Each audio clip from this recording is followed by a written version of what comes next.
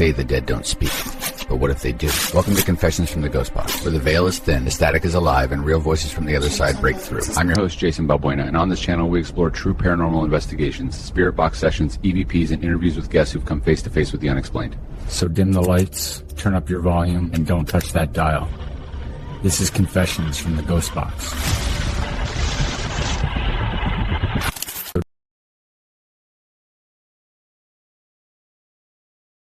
Say the dead don't speak, but what if they do?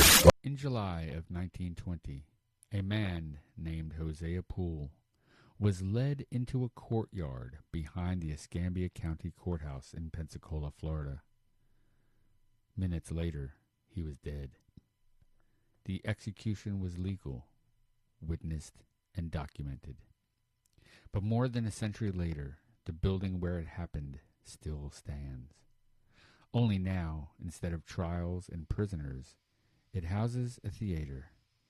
Actors perform under bright lights. Crowds fill the seats, and according to staff working late at night, sometimes someone else is still there. Someone who shouldn't be. Tonight on Confessions from the Ghost Box, we reopen the case of the courthouse that may have never let its last prisoner leave.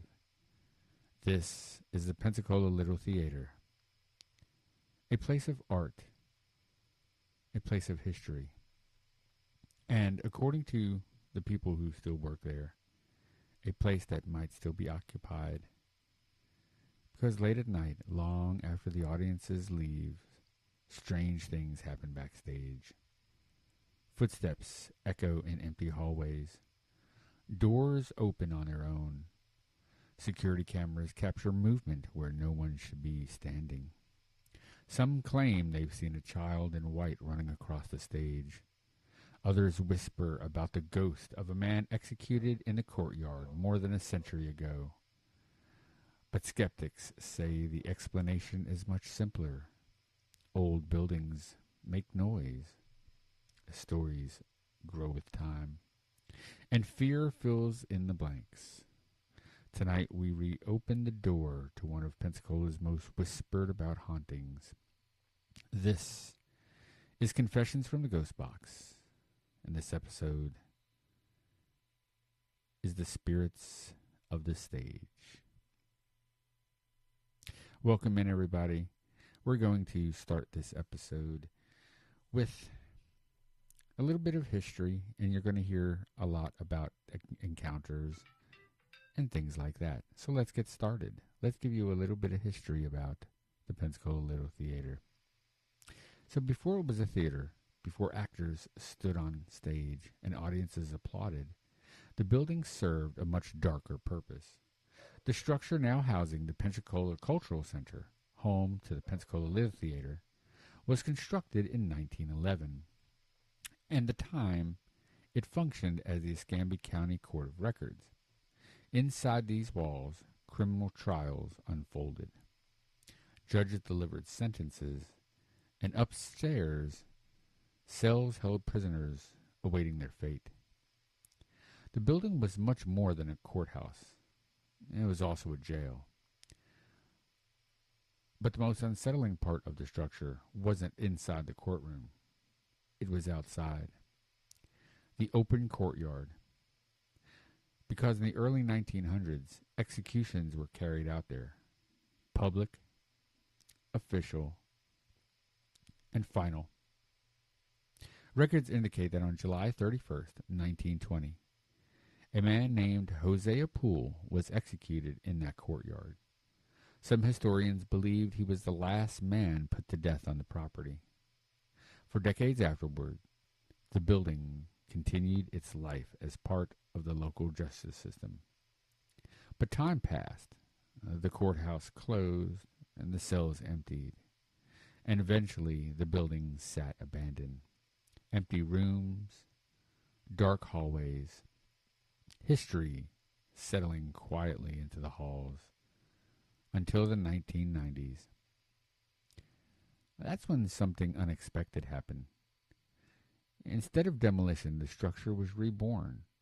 Artists and performers transformed the former courthouse into a cultural hub. The courtyard where executions once occurred became a stage.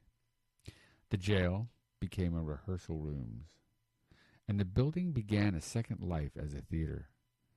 But some people say the past never left. Now, the ghost stories didn't start immediately.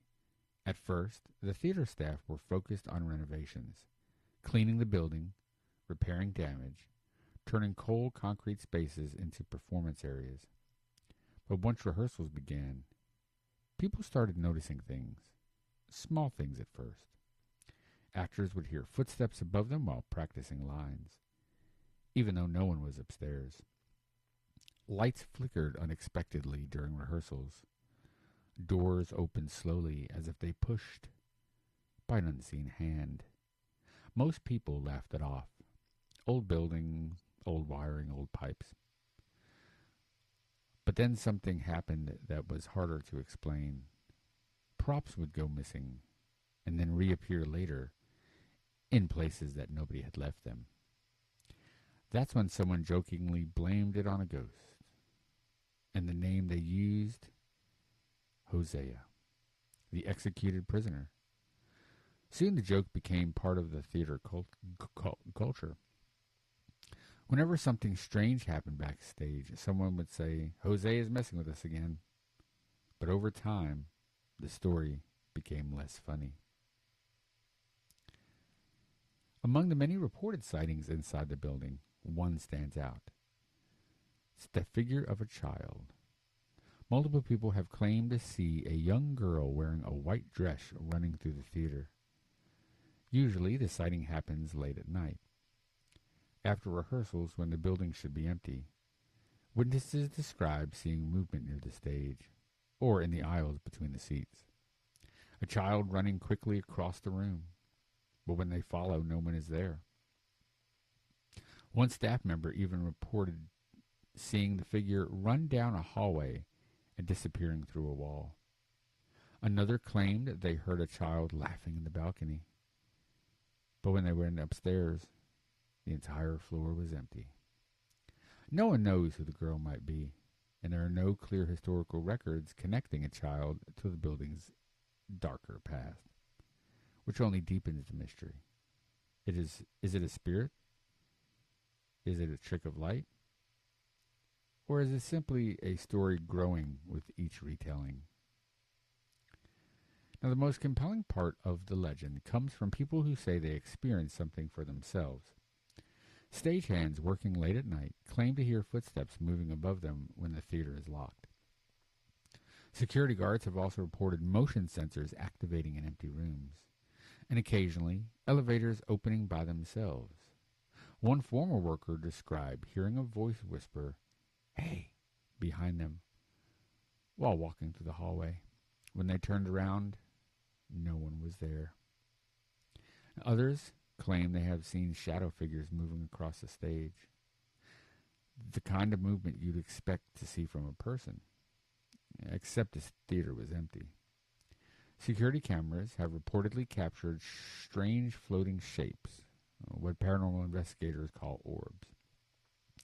But skeptics say they're just dust particles or insects or lens reflections that can easily create those effects.